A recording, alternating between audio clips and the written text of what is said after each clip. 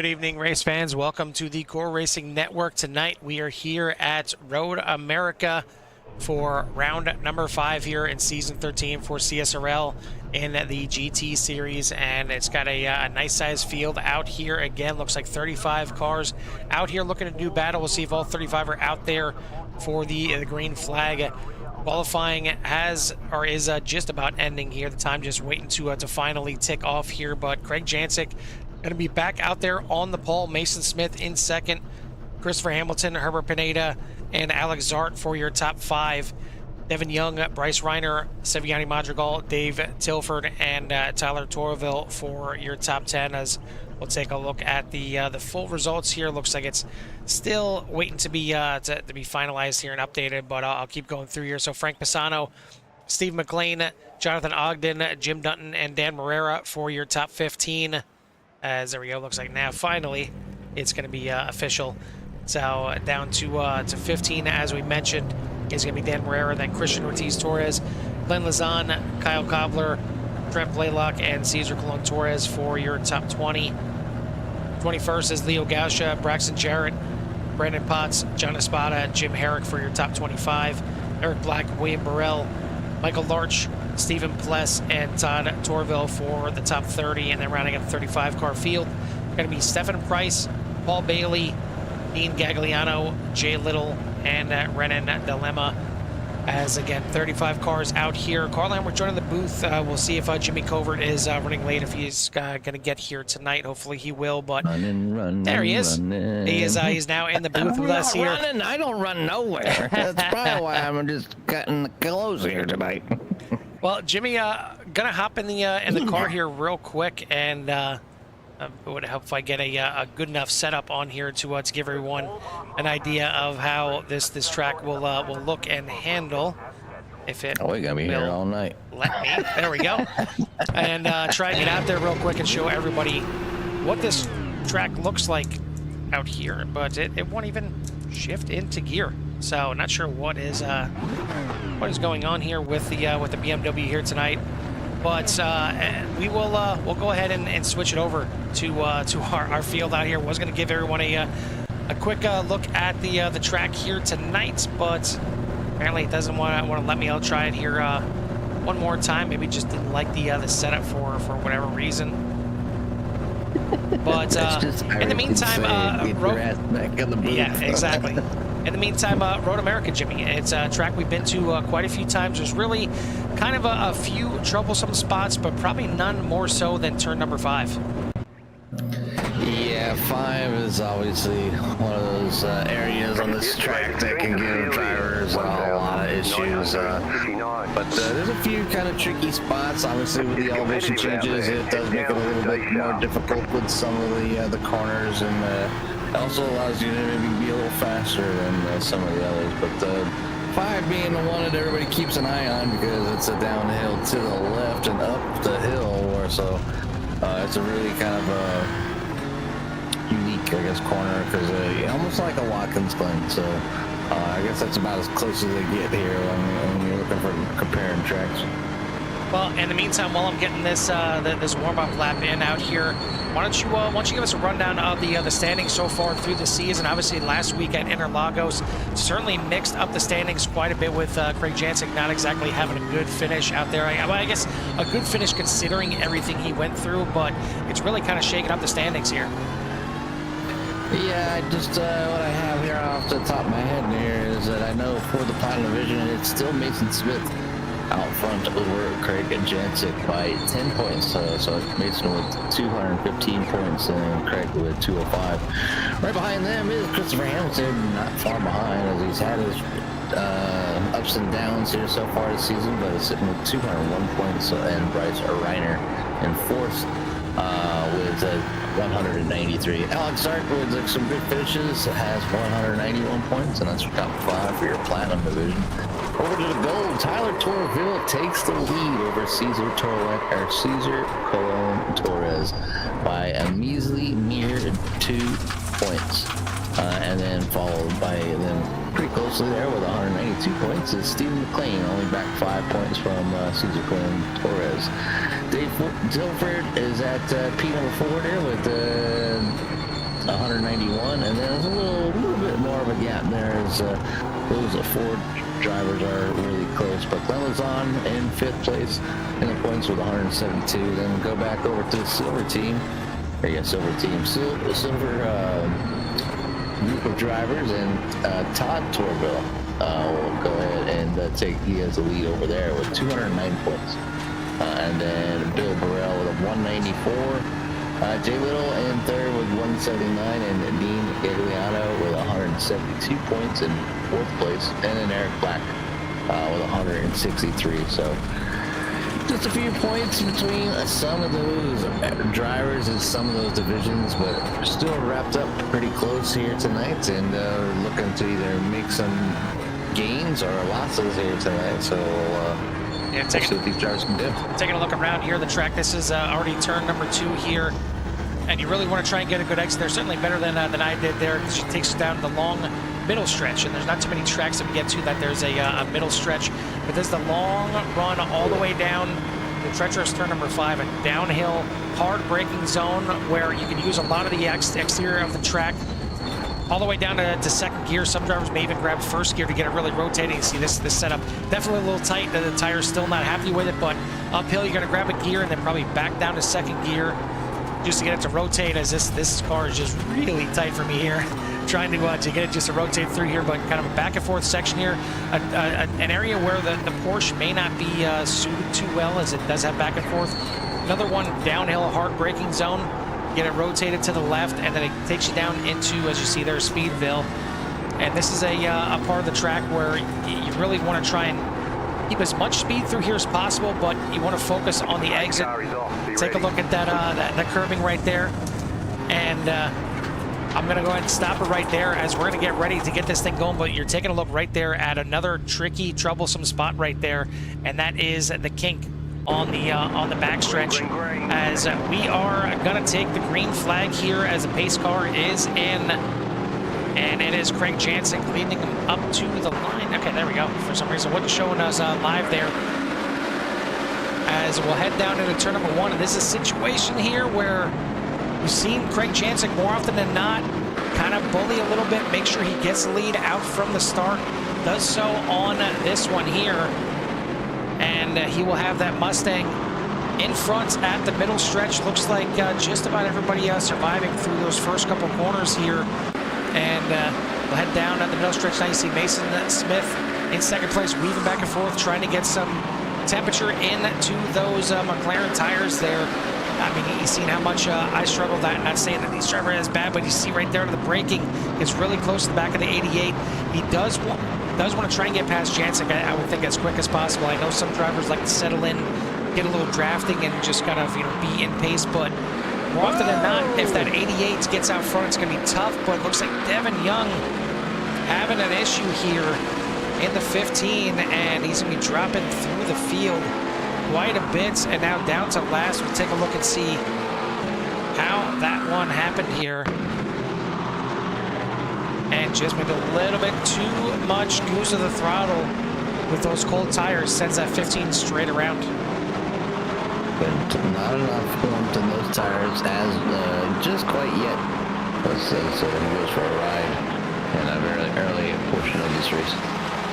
A good move there, I think, by the 404 of Dan Weber to fall in behind Jonathan Ogden. You don't want to go side by side in the kink. If there's ever a place on this track you don't go side by side, I think it's there. It's just really sketchy, and it's one of the fastest parts of the track. If you hit it right, you can hold it wide open once these tires are nice and warmed up and sticky. But side by side, not recommended.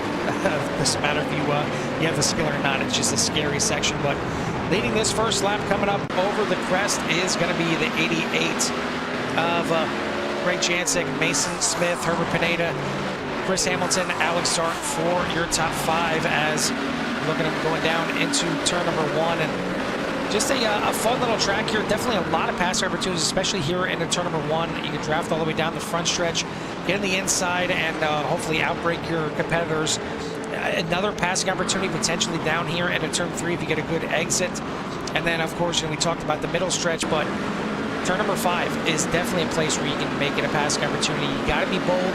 You got to be brave late on the brakes on the inside. as the you know, the line going into the corner is going to be out over those curves, as you see. That's where the all the leaders are going, and pretty much the entire field going way out there. But if you can dive to the inside, it's a possibility you can make a move. Turn 6, you kind of just want to survive. It's just it's an unsuspecting corner that more often than not can catch people out. You see the 15 have some issues. Turn 7 just kind of rotates back. Nothing too crazy about it. Heads you down a little straightaway down into turn number 8, where again it's a little bit tighter than you think, and you really got to get that thing rotated over to the left-hand side, set you up for a good entry through Speedville here, and then out of turn number 10, you're going to come all the way out, maybe kiss those curbs a little bit, then head you into the kink, and you get an idea how fast these cars rip through the kink right there. I mean, if that doesn't tell you the kind of speeds that these cars are handling out there, it's pretty crazy.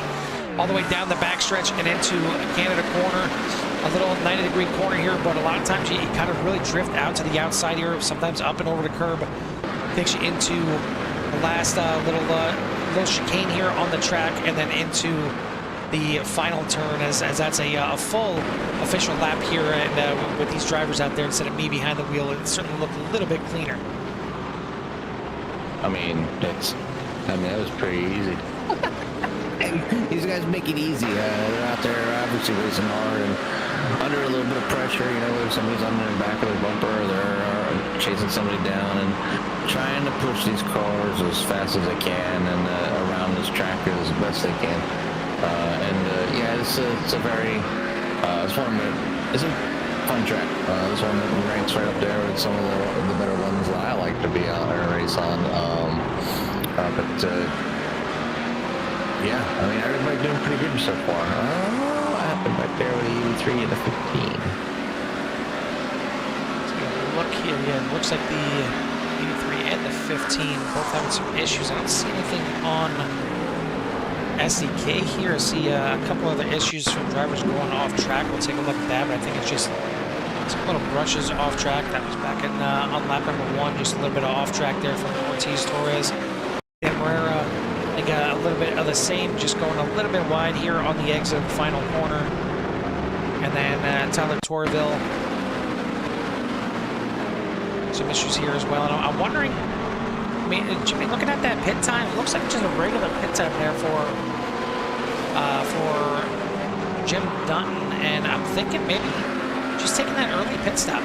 We'll take a look and see him at the pit stop here. He's with the grouping here and everything like that. I don't really see any kind of issues with the car. Try and take a look at the rear chasing. Yeah, that Liquid Death number 83 is looking pretty clean. So maybe just going off cycle here and deciding to take his pit stop plenty early, filling that thing up with fuel, getting back out there. But out front, it is still Craig Chancik by 0.6 of a second, but not really checking out just yet. Mason Smith, Herbert Pineda, Chris Hamilton all locked in a battle there for 2nd, 3rd, and 4th. Alex Zart a little bit of ways back, about a second back of that paddle. Back there in 5th place, Bryce Reiner, Siviani Madrigal round out the top 7 platinum drivers. Then you got the top 3 in the gold. David Tilford, Tyler Torville, Frank Bassano rounding out that top 10. Leo Gausha out there in the 666 in 11th position. He's up 10 spots right now. Good start for him. And then the rest of the top 20 is all gold drivers. Your top running silver driver right now is William Burrell. As try and refresh here once again, just will not bring up the race screen for me, so try that real quick. But all in all, Jimmy, a pretty good start here for these drivers here at Road America. Yeah, I mean, I would say that it just had that one spin. Hey, yeah, finally you can see who's where in the zoo. But yeah, everybody doing a pretty fantastic job, getting around here. It's like I said, it's a pretty. I like it. I don't think it's too difficult of a track. There's a lot of races that we ran here. We ran on leaving this track and like well, we did a mixed series way back. It seems almost forever ago now, but where we were able to either choose an ARCA car, a C truck, a B car, or the A car, I believe. So the Gen 6 car. No, it wasn't even the next gen. So yeah. It's been some time now. So, but we were able to kind of run around here, and it was a lot of fun to seeing who would pick what and what those NASCAR style vehicles, you know, who's going to choose what. So, but pretty good track here. I think overall not too difficult, but enough fun and a challenge for, you know, a seasoned veteran. So, but right now, yeah, it's all Craig Jansic over Mason Smith, Herb Pineda, Chris Hamilton, Zart, Reiner, and Marty Ralph, all up there in the top 7. So just kind of battling out, nose to tail. Nobody's really kind of getting away here tonight, Carl. No, and I mean, you take a look at the track map itself, and that may kind of tell some of the story as well. I mean, you've seen some tracks that, you know, just all over the place. When you look at the season opener at Motorsport, and there's not really any kind of 90-degree corners. It's all just, you know, it almost looks like you gave a crayon to you know, to one of your kids and just told them to draw a circle, and it's just kind of all over the place. Granted, a kid under, you know, like 2-3 years old. I'm not saying that, you know, an older kid here, but I mean, here tonight, a lot of 90-degree corners, and I think it makes for, you know, kind of a little bit easier, a little bit more predictability here from these corners. You don't have you know, anything too crazy. Obviously, coming down here into turn number 5, it's why this corner is a little bit tougher.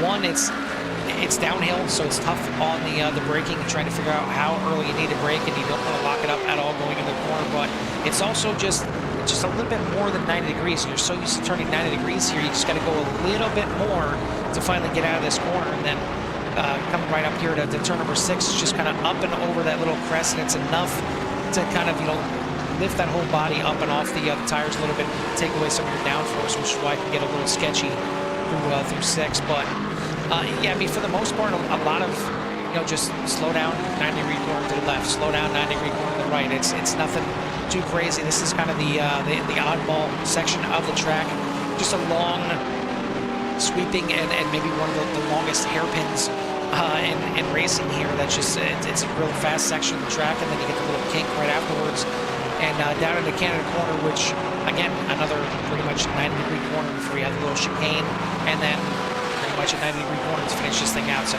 it makes it a little bit easier for, you know, all aspects of you know, driver and all skill levels here. But it's, again, certainly not without its challenges, and there's still the fastest way to get around here. We talk about obviously how to get around here pretty much all night long, and the fact that there is multiple ways to kind of take some of these corners and execute, and where each and every person feels the most comfortable. Carl, the top 4 still within you know, less than a second with one another, and then, you know, not too far back, you know, with Zart, you know, just over the 1 second range. So it's definitely a close one here for the top 5 again.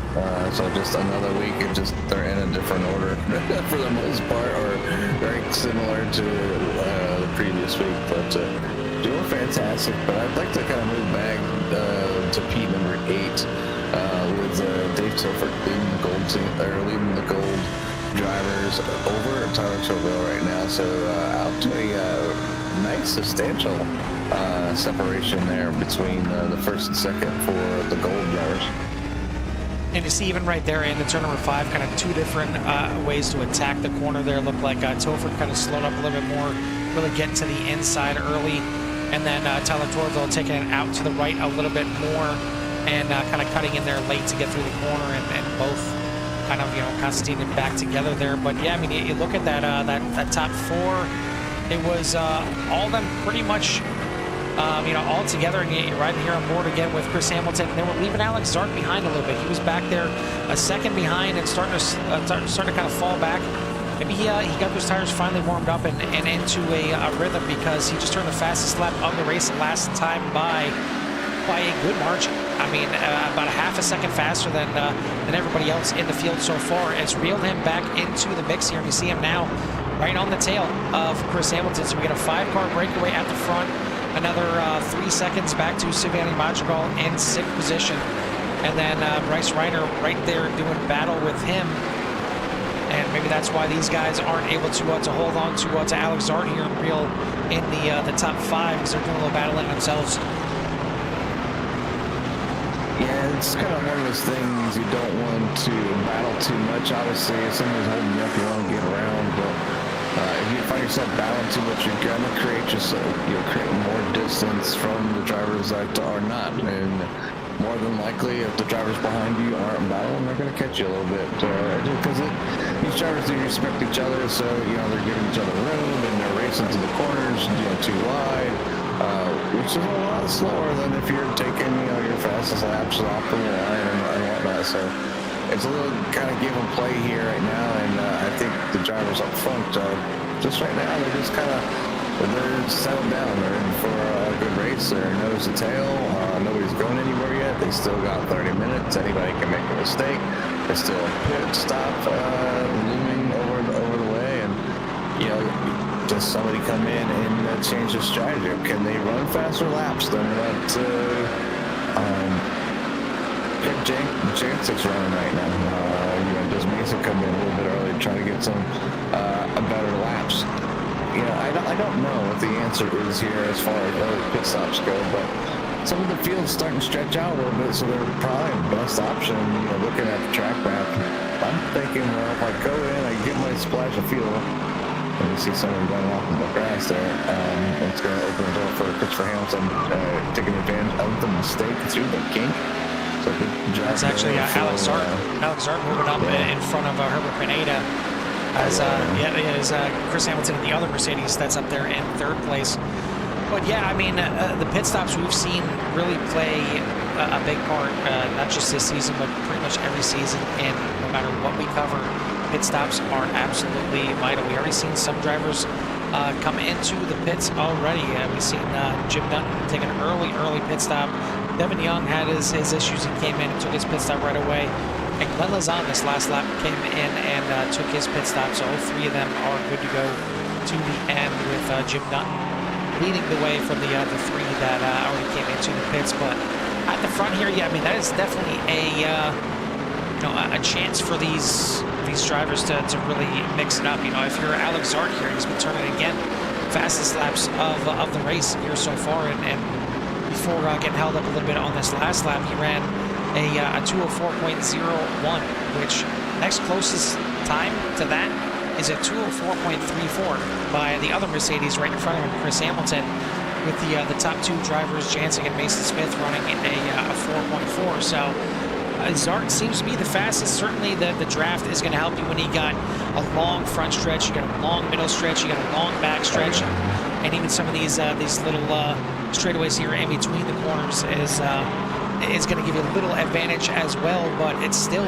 really good times to get close to those 203s for Alex Zart. So you wonder what he can do if he can get that Mercedes out front. Yeah,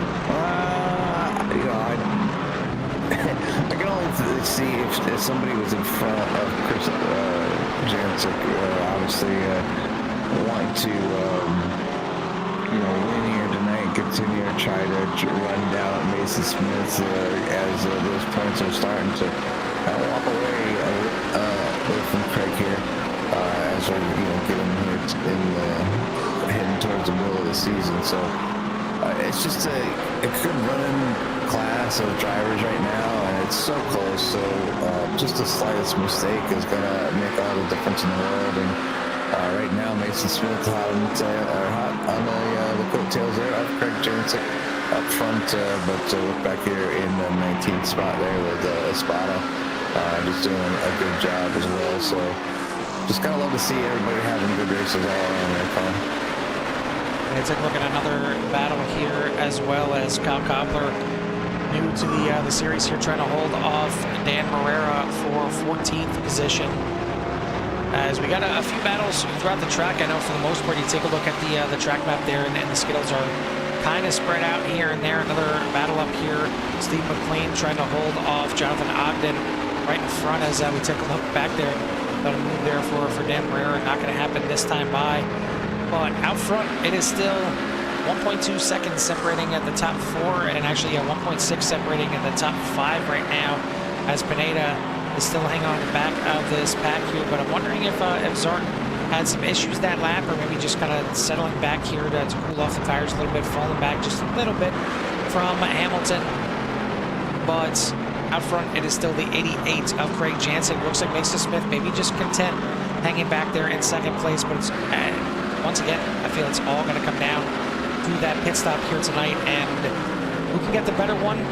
Will somebody try the short pit? Will somebody try to go long and try and figure it out that way? We're going to find out here, I think, pretty soon. We're getting close to those first 20 minutes down and the last 25 to go, and I wouldn't be surprised if we see at least one of these drivers come in the next maybe lap or two. Yeah, it's getting close. Obviously, 18 minutes down on the 45, and I'll try to come in right around between 20 and 30 minutes. As if they were to come in and top off from the start, they usually can make the race. But me, I always make sure that I have enough fuel in the tank and I never run out. I try to at least get at least 2 laps in before I came in and make sure I was good. But that I tend to be a little bit heavier on the fuel gauge than most drivers. So I think that's part of my issue sometimes, but a little bit of passing there down to the cake, down to working our way down the Canada corner as the passes are going to be made here. I was trying to say, went off the track there. I think it was Brandon Potts that went way wide through the kink there, and that's something you don't want to do, and somehow he kept that thing close enough to the track that he can get in the wall, as we got a close battle there between Michael Larch and Renan Dilemma, but it looks like Eric Black bring in the Porsche in from top 20. But other than that, we've seen a lot of people still stay out this time by, as again it's still Jancic, Smith, Hamilton, Zart, and Pineda for your top 5. Top 5 in the gold, still being led by Dave Tilford. Is Tilford, Tyler Torville, Pisano, Ogden, McLean for your top 5 in the gold, and then down in the silver, it is Bill Burrell leading the silver class over Stephen Pless, Stephen Price, Jay Little, and Dean Gagliano for the top 5. But of all these drivers that are now starting to come into the pits, it looks like Jim Dutton, Devin Young starting to move up past them. There hasn't been somebody to come into pits and come back out of either the 83 or 15. So maybe the extreme short pit is going to pay off nicely for the 83 of Dutton and the 15 of Devin Young. Yeah, it's pretty extreme, isn't it? Like a whole 1 lap in, 2 laps in, they kind of come in and slowly make the pit stop. And usually the drivers that tend to come in during those time frames were the ones that maybe got into it or they were battling out early on as those tires were beginning just to warm up. But looking back here with Tony First and Stephen Pless and the gang is a little too wide action going down through the carousel. And it's right before the kink there where I said you don't want to go too wide. I don't know if you really want to go too wide through the carousel there, either through Speedville, because that can get really sketchy if you just you have somebody on the inside slide out a little bit. But they made it through that time. Getting a little close here at the front. Exactly. Getting a little close, and Jancic going a little defensive here in between 2 and 3, as he's going to hold Mason back there as they got tangled up with a little bit of traffic, maybe some drivers coming out after their pit stops, as Mason Smith looked at that as an opportunity to make a pass. Now maybe Chris Hamilton looking to make a pass, or maybe helping Mason Smith to get up there to make a pass, as Smith going to look to the outside here, take the preferred line away from Jancic. But Jancic is going to have that inside. He's going to hold off the 80 or the 6 for just a little bit longer, but it's getting close to pit stops. Jimmy, it's starting to get a little antsy here at the front. Yeah, I mean, Mason's all over that rear bumper. Hamilton's all over Mason's bumper. Zart's not letting anybody go anywhere. Don't forget her Pineda. I just had one little slip up, went back from 3rd to 5th. So, I mean, it doesn't take much to kind of drop, and just keeping the pressure on. I mean, Craig Jancic is looking ever so slow. He keeps probably glancing up in that rearview mirror. I mean, I don't think the gap between first and second's been any greater than what it is right now. Yeah, I think it topped out at maybe 0.4 of a second, which is kind of what it is right now. This is about the biggest lead that he's had, and it's again due in part to the drafting that you can have. There's a lot of drafting opportunities here that maybe not necessarily will help you set up a pass, but they will give you more speed than you maybe realize, and it's going to keep you in line here. And you see it getting real close here once again, coming through the final corner. We'll see if anybody dips in. Looks like Craig Jansen gonna, oh, bit of a fake out there, and it looked like maybe he was thinking about going in, thinking he would pull Mason Smith in, but once he realized Smith wasn't coming in, he decided to stay out as well. Little gamesmanship between the top competitors out here. We'll see if Smith now has a run down the front stretch. Does he look to the inside? No, he's going to stay in line.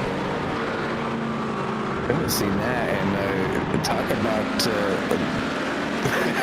that just goes to show you the pressure that Craig Jansen has, you know, right now with these drivers riding his bumper car. I mean, he's doing anything he can to kind of get these drivers maybe to just make a mistake to get off his rear bumper, but they are not peeling.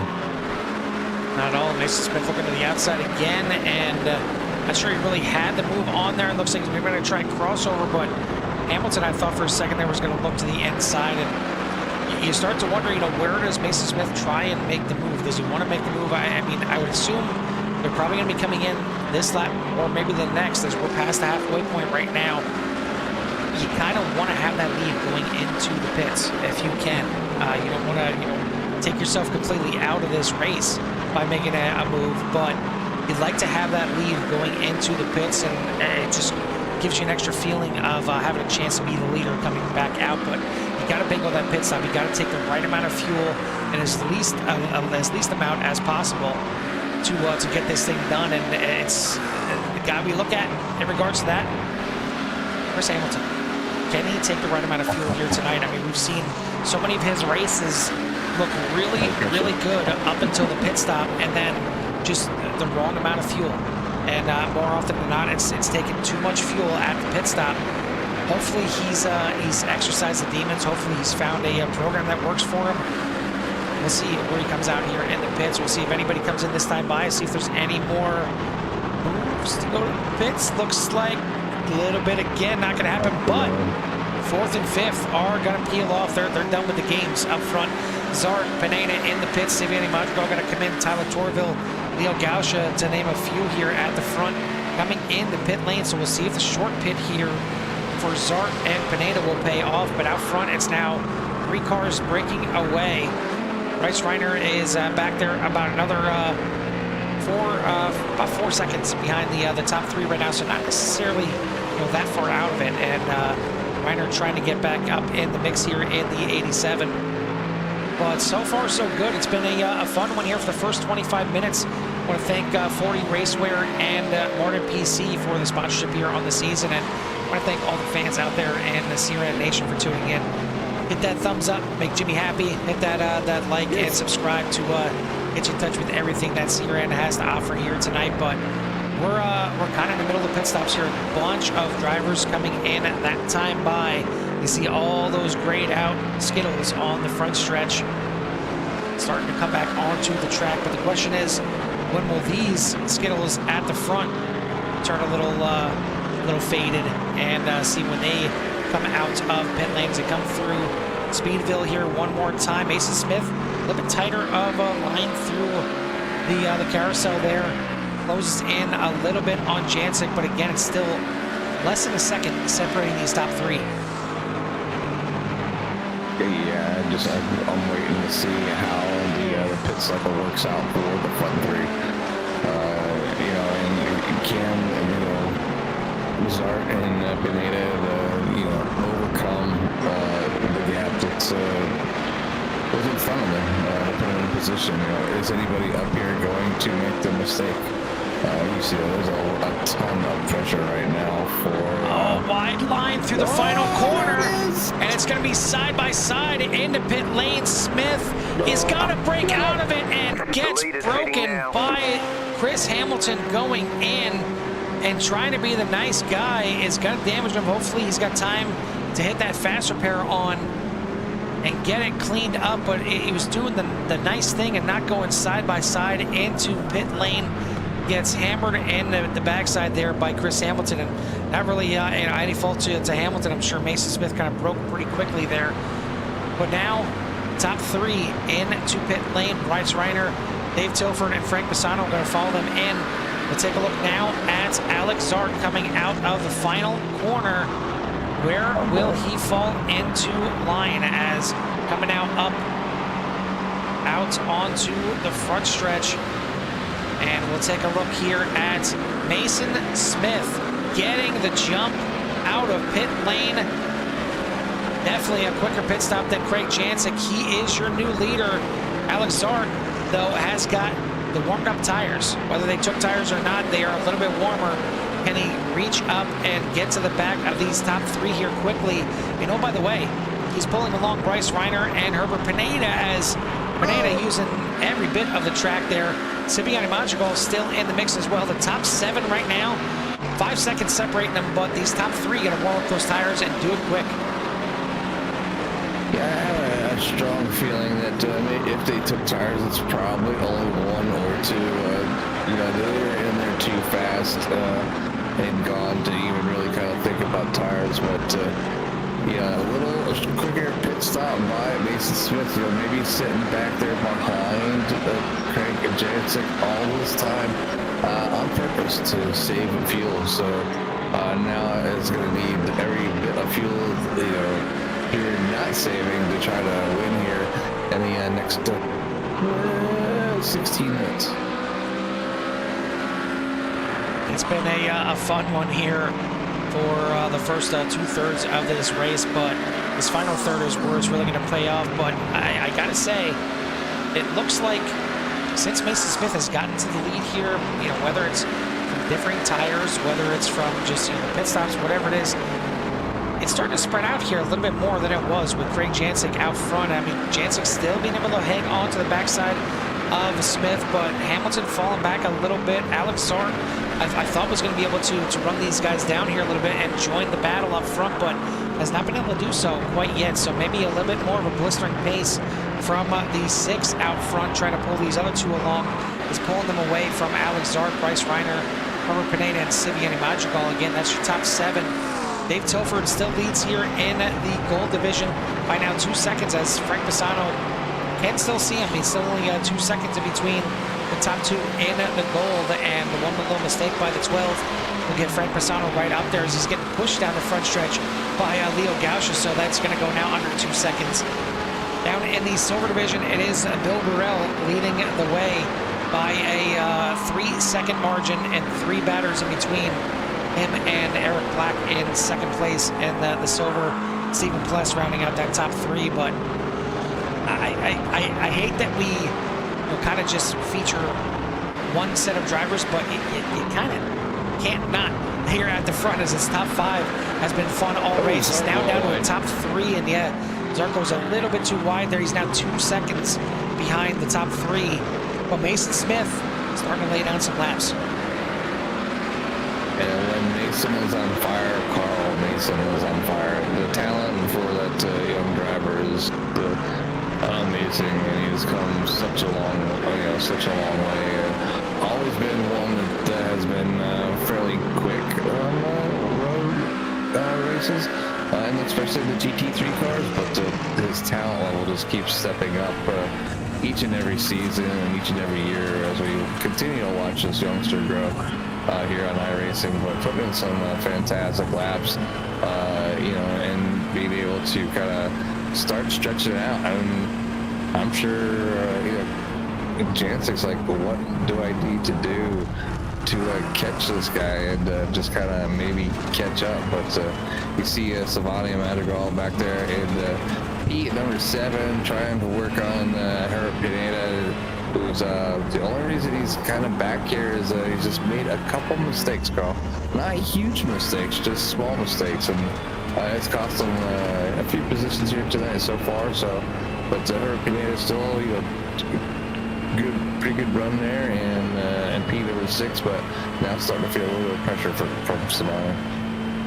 Well, biggest mover of the race so far is going to be Renan Burma back here in 22nd position. He is up 13 spots. Remember, he was one of the 2 cars that did not qualify, so he started shotgun on the field, and he has made it nearly up to the top 20, trying to get that Mustang up to the front. And it does seem like Mustang may be favored here a little bit tonight. I mean, we see Craig Jansen leading the first half of this race in the Mustang. Bryce Reiner out there in the Mustang.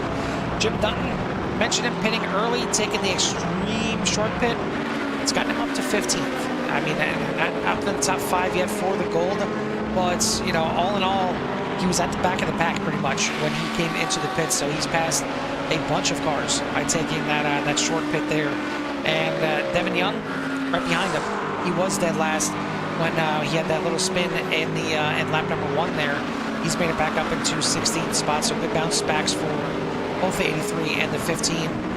But out front, they're still chasing now the 6 of Mason Smith as time is starting to wind down here a little bit. I think it's time to crank these cars up, get a little in tune with the sounds here, and give everyone out there in Sierra Nation, I would love to hear it. I love to hear it.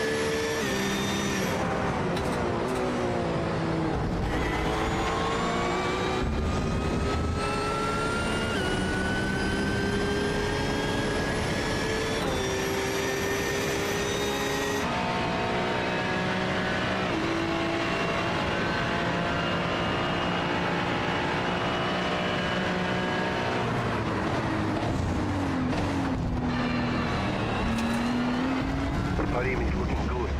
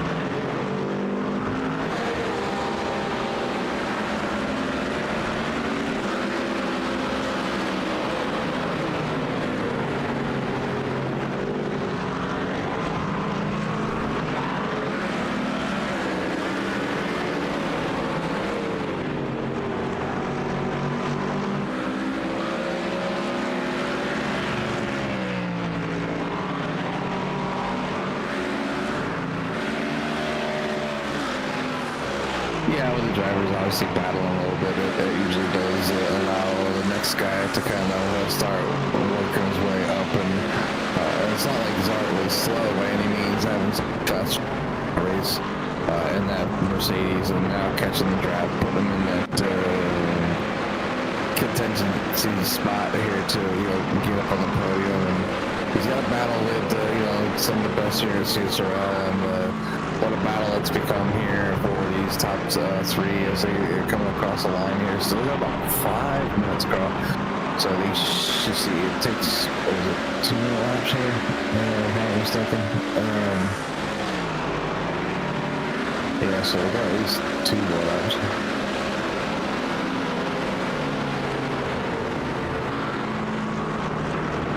Yep.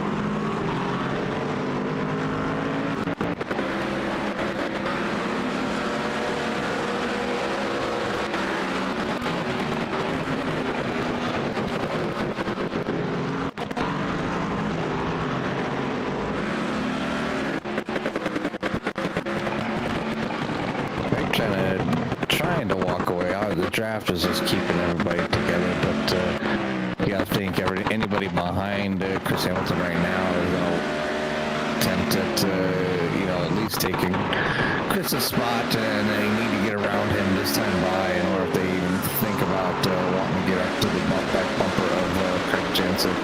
If not, those drivers will have to kind of settle for that P2 or 3 or 4 here as we're coming down to an end. But time's winding down quickly. I think this is about the biggest gap that has been shown right now. I've seen it reach just over half a second. So right now, Chris has got to do everything possible to kind of use this run. But Barney does not have the white flag, so there will be one more lap after this one for sure. So, did the drivers take enough fuel? That's another question.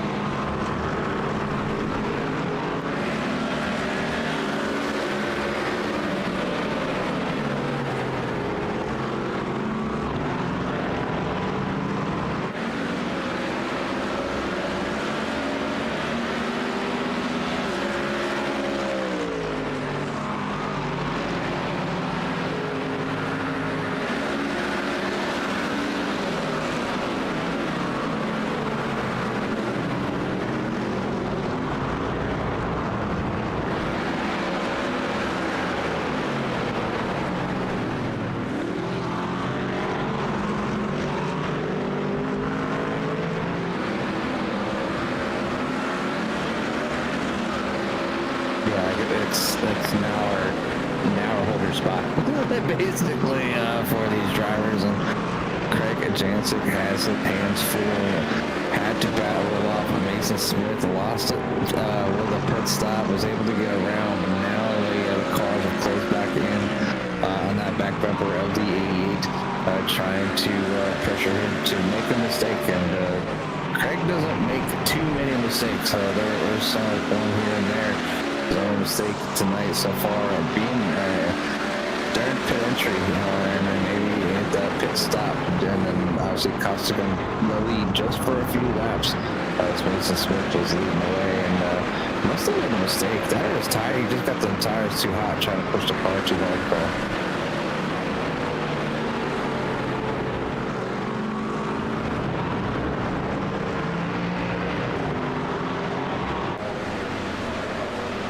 There it is.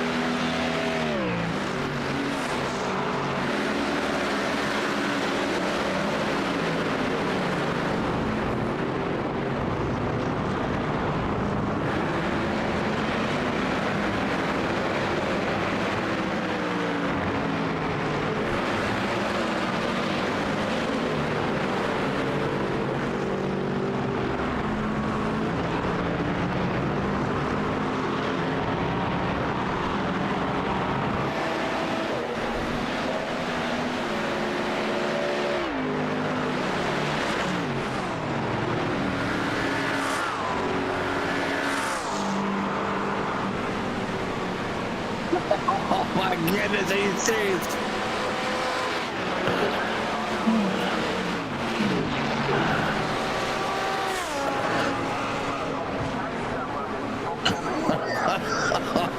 Are you serious?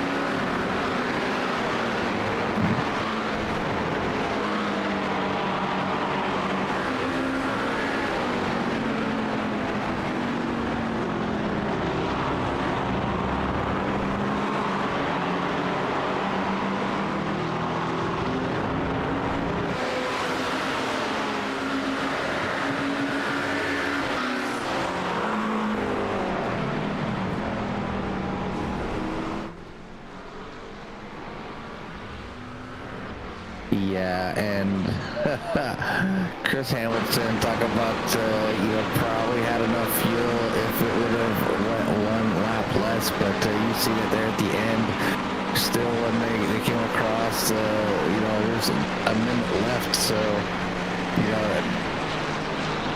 these drivers, almost blame it on the leaders. The faster they go, the more laps they can get in. And it was just 1 and 2 minute laps there for the 64. And I mean, he still gets the top 3, but he's not able to capitalize because I think Mason was in the same boat, Carl.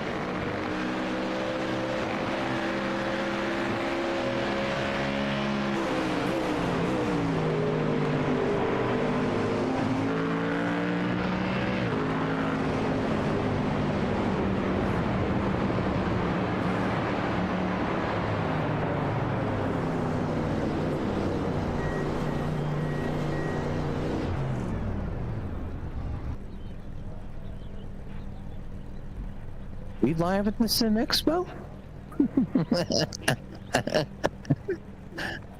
I mean, if I'm in Eric's booth, I mean, I'm happy. I mean, put me up on the big screen where all them Sim drivers out there be like, hey, you know that Jim Herrick guy? He's on CRN and they're on TV right now. Go get them 40 Racewear shoes, man. They're the gloves for your feet.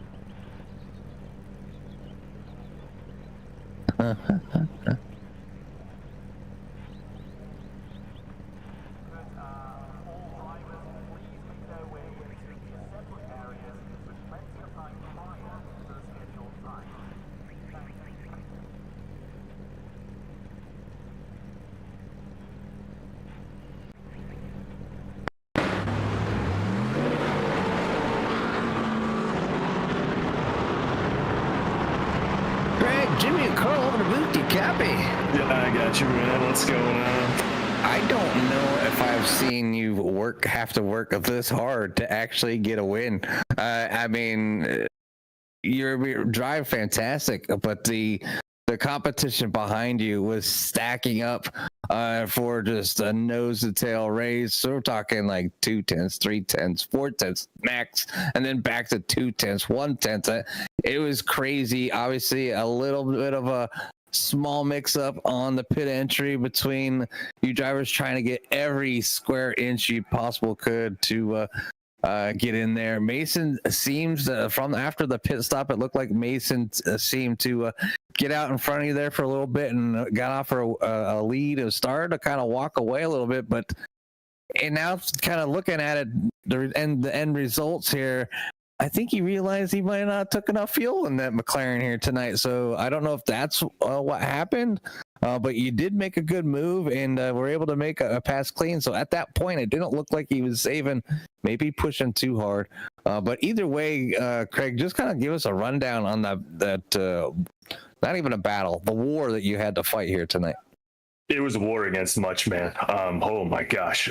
You're right. This is easily the hardest that I've had to work and fight through to earn one of these victories here in the overall honors at the CSRL. It was a war of fuel from the first corner. I don't know about them. I can only imagine, but I mean, I was lifting every lap, trying to save every penny that I can. When available, of course, I wasn't going to lift and let them by, but, I was going to give it all I had when I was chasing or when I had a gap.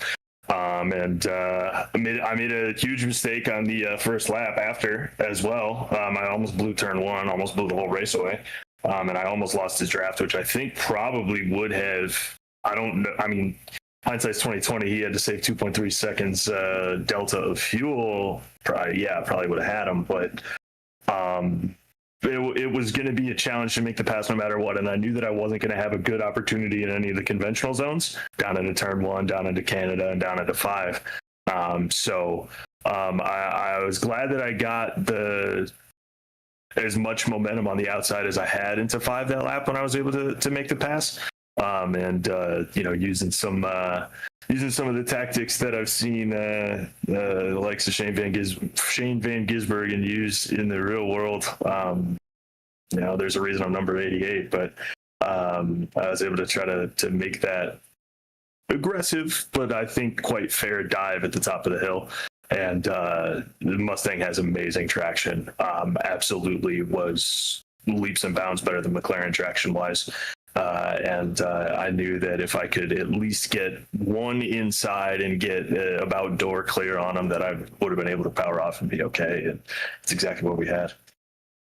Well, either way, I mean, obviously you tell the story of, winning the war here tonight at Road America. And it was a well-earned and fought battle between, overall them drivers out there. Just constantly seeing the top 5. I mean, just bumper to bumper. You don't get any closer than that here. And then the respect for each other when trying to accomplish those passes in the turns. You don't see that anywhere. Well, I don't see it anywhere. I don't watch much road racing except CSRL or anybody that's decides to pick up CRN. But it's just nice to see that drivers can race a corner and not just dive bomb each other and oops, I hit you, and can't control their cars, and to watch pretty much this whole field be able to do that. I mean, it was obviously the war that we covered here tonight was a lot of it was up front, but there was some great battles like this throughout the field as well. So it's just like I've said it before, it's a testament to the league itself and all the drivers out there and the way that they handle themselves around other hobbyists or simists or whatever you want to call us. But it's a lot of fun, dude. Yeah, right. You're spot on. The quality of racing here. I'm going to jump in because I need to take a second to actually speak on the quality of racing here. We've had is this our 6th race, boys? Help me out. 5, right? Race 5. Okay. Even still, we've had 2 protests of incident this season. 2. That is almost dumbfounding how clean these things have been. Yes, there's been incidental contact, but people come on and apologize right away. And like, I'm looking in our chat here right now. We've got people that were in chat like, hey, I'm sorry, I think I did this. We'll look at it after. We've got apologies pouring out in our group chat here. This group of people truly is the creme de la creme of league participants that you can ask for, not just from a competition side, but even from just a kindness and a camaraderie side. And right. It's the biggest honor to be a part of something like this week in and week out. But it's so cool when people that don't even know each other, that don't probably talk too much, during the regular week, get on here and are, just treating each other with kindness. I think the world that we live in these days can actually take a few pages from our notebook. And that's 100% sure.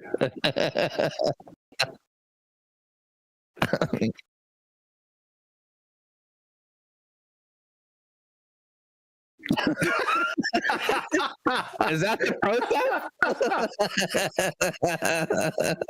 That's amazing. Just fire it up. I mean, yeah, he's not winning every race. I'm getting in them books in the Discord. No, it's just fantastic as always. And obviously, each and every week we like to watch these races and call them and be here for everybody and the fans out there. So again, congratulations up here from the booth and everybody else watching, or that will maybe come back and rewatch this. But I'll give you a little time for any shouts from having that 88 here tonight. Yeah, huge thanks to everybody for showing up here. Another amazing field of 35. I'm so proud of the admin team for the recruitment work and the actual, legwork of building this thing. But thanks so much to the participants and the viewers and you guys at Core Racing Network. Man, I had so much fun on Saturday night, and I didn't even get to talk to you guys a second time and thank everyone reappropriately. But thanks for putting on that event, and thanks for all you guys do for our league here, CSRL, to even be a part or in that conversation. So huge shout out to you guys. Thanks to everybody that supports me, my Team Cottis and Performance guys. Keep pushing me, getting better and better at lefts and rights and other cars. So huge thanks to them. Digital Sim Sports, the Endurance Racing Group, Sim Magic, best equipment on the sim. Martin PC, the highest quality pre-built computers that you can ask for. martinpc.com, check them out. And huge thanks to everybody in my corner: Mom, Dad, Aunt Sandy, Uncle Lee, Chris, Anna, my wonderful people. I'd be half the person I was without you guys. So shout out to everybody involved here, and we're going down under next week, aren't we? We got a track to learn. You better get out there and learn on the next track, because if I'm not mistaken, if you're going to the land down under, Mason is very good there, along with Chris Hamilton, as I've raced them there before. Oh, the new one? Oh, okay. I thought I was going to go to the other one. Man. Oh, good luck. You're making me buy a track. Hell yeah. Let's go. Buggers. You buggers. Get those wallets out, boys. Hey, but again, congratulations. And man, yeah, go celebrate. Thanks for all the shout outs and whatnot. And we'll get back here next week and hopefully get to talk to you again. 10-4, good buddy. We'll see you. Yep. Later.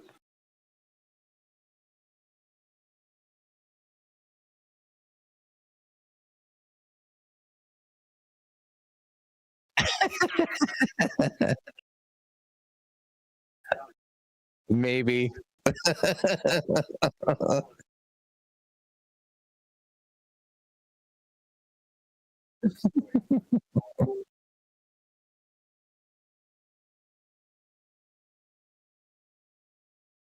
Ooh.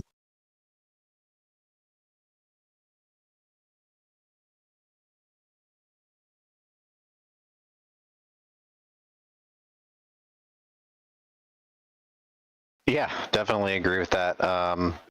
Minimal mistakes, qualified at the top of that class at least, and had one mistake early on that just put me out of draft range to the top guys, which really made it higher pressure on me to try to control the field still, which was definitely a challenge. And a few times, I had to play a little defense and make sure I could stay up front, and just saved enough for one extra lap to get a bit of a margin, so I was out of the draft. But yeah, I mean, that was definitely what I needed, because it's been it's been a rough go lately with about 3 or 4 races in a row with different issues. So I was really glad to get out there and kind of minimize what's been happening lately.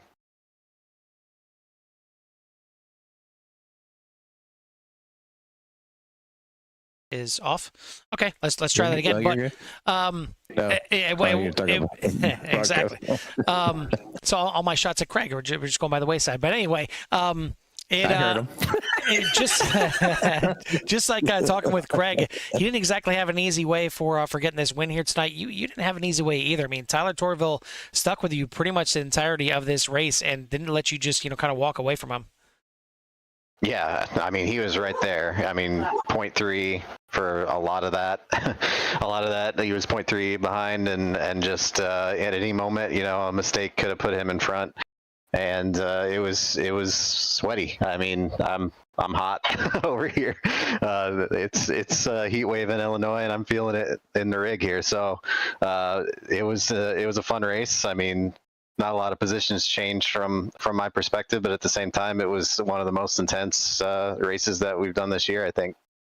Yeah, and probably one of the more kind of well-known tracks, and one that me and Jimmy mentioned that it's not necessarily the most difficult. A lot of it is 90-degree corners and kind of telegraphed corners that don't really come at you that hard. There's certainly some difficult spots here. We mentioned multiple times turn number 5 is probably the biggest tough part of this track, and even the kink. But next week, it's not a track that a lot of people, or very many people, or maybe anybody knows. As you guys, as Craig mentioned, head down under, but not going to Bathurst. You're not going to brain farting on the other track that's down there in Australia. We're going to a brand new one, and that's the Shelby Power Motorsports Park at the Bend. Have you had any chance to get on that track? I know a lot of people look at the track map and it scared them, but then once they get on the track, they're like, this is a pretty good one. Yeah, no, I haven't had a chance yet. I bought it, but I have not been out on the track yet, so I'll be right along with everyone else that's brand new to the track. So it'll be interesting. I hope to get some time in this weekend and prepare for next week, and look forward to something a little different. Like Phillip Island was the other one I was thinking of, but yeah, either way, you go in there on a little bit of a high. Like I said, I mean, it's probably a good time to be trending up when you're going to a brand new track and trying to figure it out there. And you get the win here tonight, so congrats on finally, kind of breaking through here over in CSRL and getting yourself a well-deserved, not just W, but a top 10 here as well, finishing up there in 8th. So congrats on that. Before we let you go and get out of here, who do you want to give a shout out to or thanks to? Yeah, thanks, guys. Just a shout out, as always, to my family for letting me do this. My wife's out in California right now, so hope she's staying safe and enjoying herself. And just thanks to everyone out there watching, all the racers. Really good racing. I mean, you saw it up front, I'm sure, on the broadcast and throughout the field. Really good racing here at CSRL, and thanks to everyone watching. So appreciate it, guys. All right, buddy. Well, appreciate the shout outs there. We'll let you go celebrate. Get to work and get your homework done here for the Bend next week, and we'll see if we can talk to you again. All right, we'll see you. That's your winner here in the Gold Division, 8th place finisher overall, the 12 of David Tilford. Last but not least, because it looks like we're not going to get our Hard Charger / Sandbagger Award winner here tonight, Leo Gash. We'll try one more time. But Jimmy, why don't you go ahead and take our top finisher here in the silver class, and that's going to be the 21 of Bill Burrell. Bill, it's Jimmy Carlton, the booth. You copy?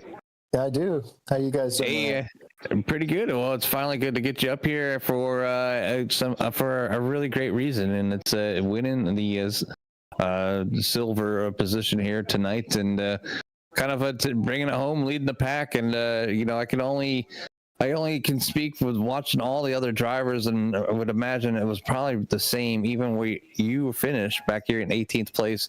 It was not a battlefield out here tonight. It was like a war where everybody just kind of nose to tail, looking for each and every position, for somebody to wait for somebody to make a mistake in order to kind of take over. Kind of give us your living tale here tonight on how your race went for you. It went a lot like you said. I've been working on some practice with a AI coach, and that's been helping with my consistency. But it is, like you said, very difficult to set up a move here. I had a battle with car 81. I think the guy's name is John Espinoza, maybe. Yeah. Espada. And, Yep.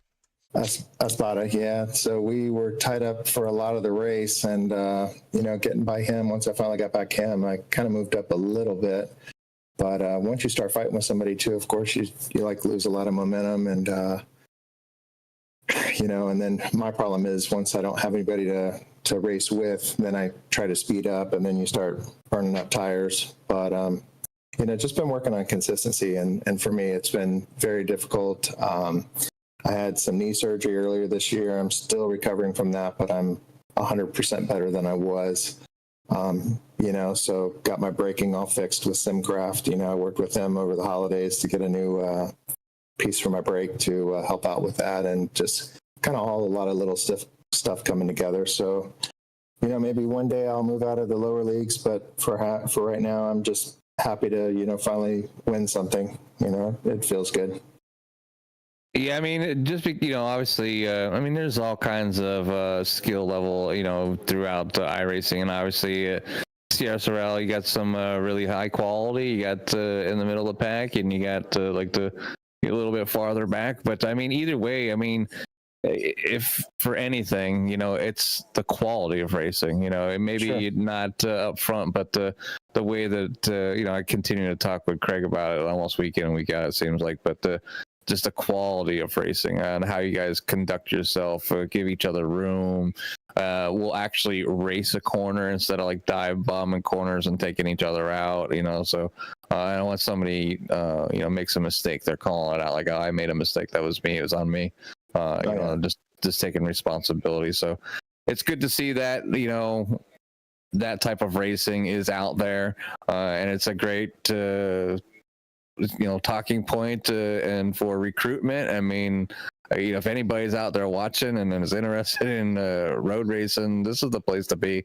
They're looking for that magical number of 40 still, as they have some prizes from 40 Racewear still waiting to be auctioned off to some lucky winner after that 40 number hits the track here. But I want to say congratulations, Bill, and just kind of give you maybe some time for any shouts you might have in that car here tonight.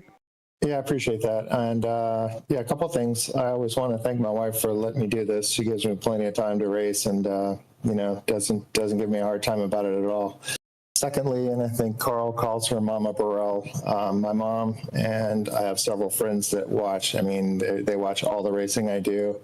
And she gave me some advice tonight to stay out of the walls. I did that, but I want to also say today is actually her birthday. So happy birthday, Mom.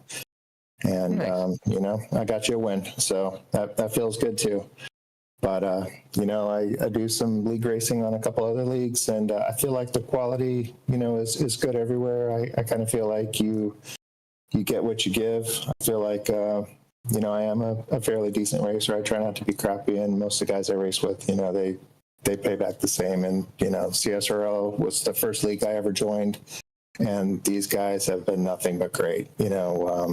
Jim Dutton, he's got a great league going. He's got a lot of great people working with him. Craig, Bryce, Dave Tilford. I could list probably everybody that somewhere along the way has helped me out and worked with me in some respect. And that's true with the guys over at Core and you guys as well. So I appreciate you letting me race with you. And, I'm glad to bring home a win finally. It feels good. Yes, indeed, sir. Get that good old victory here back for the silver class here at CSRL. So again, congratulations on that win, and we'll let you go and celebrate with your friends and family. Sounds good. Thank you, guys. Yes, sir. That is your silver class winner here tonight, Bill Burrell, getting it done. I want to thank everyone out there for tuning in here again to CSRL.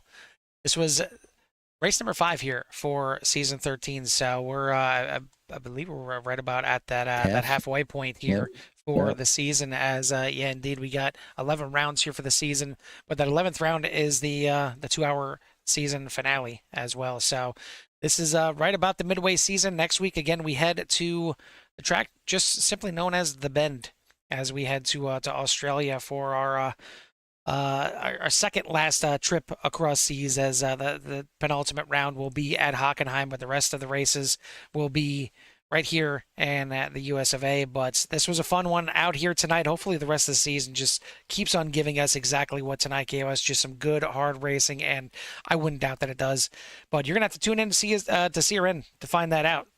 Carl Landwork and Jimmy, Yes, please. we are out of here for tonight. We'll see you tomorrow night for the Virtual Velocity Racing ARCA Series. But for us here in the CRN booth at the Road America, we'll see you at the track. Peace.